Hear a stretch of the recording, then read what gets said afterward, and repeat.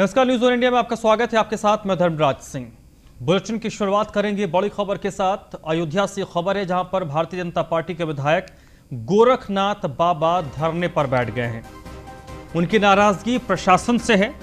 Bharatiya Janata party के विधायक है गोरखनाथ बाबा, जो प्रशासन के खिलाफ धरने पर बैठ गए हैं। बीजेपी विधायक पोस्टमार्टम में देरी होने से नाराज हैं।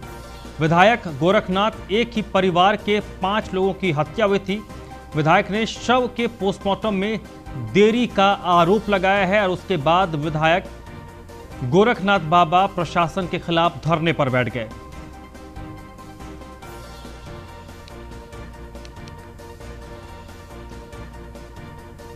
तो अयोध्या से यह बड़ी खबर है जहां पर 5 लोगों की हत्या हुई थी।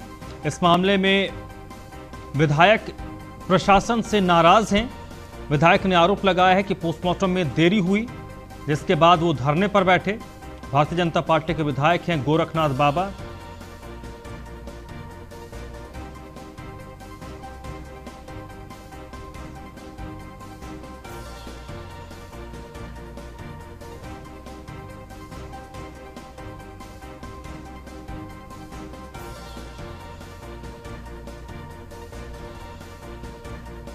तो अयोध्या के मिल्कीपुर से विधायक है गोरखनाथ बाबा, जो प्रशासन से नाराज होकर धरने पर बैठ गए। प्रशासन के खिलाफ भारतीय जनता पार्टी के विधायक धरने पर बैठे हैं। विधायक ने आरोप लगाया है कि पोस्टमार्टम में देरी की जा रही है, देरी की गई।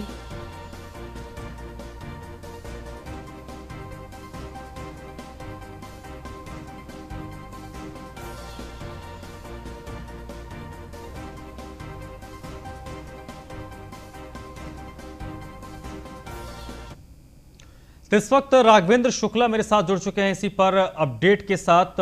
राघवेंद्र, विधायक की नाराजगी किस बात को लेकर थी और क्या विधायक का धरना खत्म हो गया या अभी विधायक धरने पर हैं? बिल्कुल धर्मराज जी, मैं आपको बताता हूं कि विधायक की मैं उदारता कहूं या जो यहाँ के मुख्य चिकित्सा अधिकारी हैं उनकी कहीं ना कहीं से संवेदनहीनता कहें, साफ चेहरा नजर आ रहा है। हम सबसे पहले दिखाते हैं अपने बाईं तरफ, यह पोस्टमार्टम हाउस है और पोस्टमार्टम हाउस में सबसे खास चीज कि इन 3 बच्चों का पंचनामा हो रहा है जिनकी उम्र मात्र 10 साल से भी कम है। यानी 10 साल से कम उम्र के बच्चों का सुबह से ही पंचनामा हो रहा है, लेकिन अभी तक वह पूरा नहीं हुआ। 7 बज चुका है शाम का और अभी तक पंचनामा नहीं पूरा हुआ। दूसरी तस्वीर हम दिखाते हैं कि गोरखनाथ विधायक जो मिल्कीपुर विधानसभा से जनप्रतिनिधि के तौर पर यहाँ पर प्रतिनिधित्व कर रहे हैं और जिन परिवार में आज कोई नहीं बचा है, उनके परिवार के 100 रिसीव करने के लिए खुद गोरखनाथ बाबा यहाँ पर मौजूद हैं। निराश हैं अपनी सरकार के खिलाफ कि आखिर उनकी बात नहीं सुनी जा रही। 1 नहीं 2 नहीं दर्जनों फोन इन्होंने अयोध्या से लेकर लखनऊ तक किया है। मुख्यमंत्री के ओएसडी के बाद कॉल करने के बाद यहाँ का प्रशासन इस समय फिलहाल पंचनामा और पोस्टमार्टम की प्रक्रिया को शुरू कर रहा है। विधायक जी से ही हम सवाल करते हैं, क्या कहेंगे विधायक जी, आज पोस्टमार्टम हाउस में धरने पर बैठना पड़ा? बहुत दुखद बात है, कभी नहीं और जिस तरीके से सुबह से मैंने सीएमओ को 15 से 20 बार और जिस संवेदनहीनता देखने को मिली है, आप देख सकते हैं गए हैं और 12 बजे से मैं यहाँ बैठा हूँ। उस परिवार के लड़की के पिताजी अकेले हमको यहाँ मिले, फिर मैं अपने लोगों को बुलाया। मैं खुद शव लेने के लिए आया हूँ कि कम से कम उस परिवार को न्याय मिले। मेरा विषय ये नहीं है पोस्टमार्टम क्या है क्या नहीं। इतनी बड़ी घटना में अगर संवेदनहीनता मर रही है तो ये बहुत बड़ा प्रश्न है। मैं इस पूरे घटना में निःशब्द हूँ, मेरे पास शब्द नहीं है।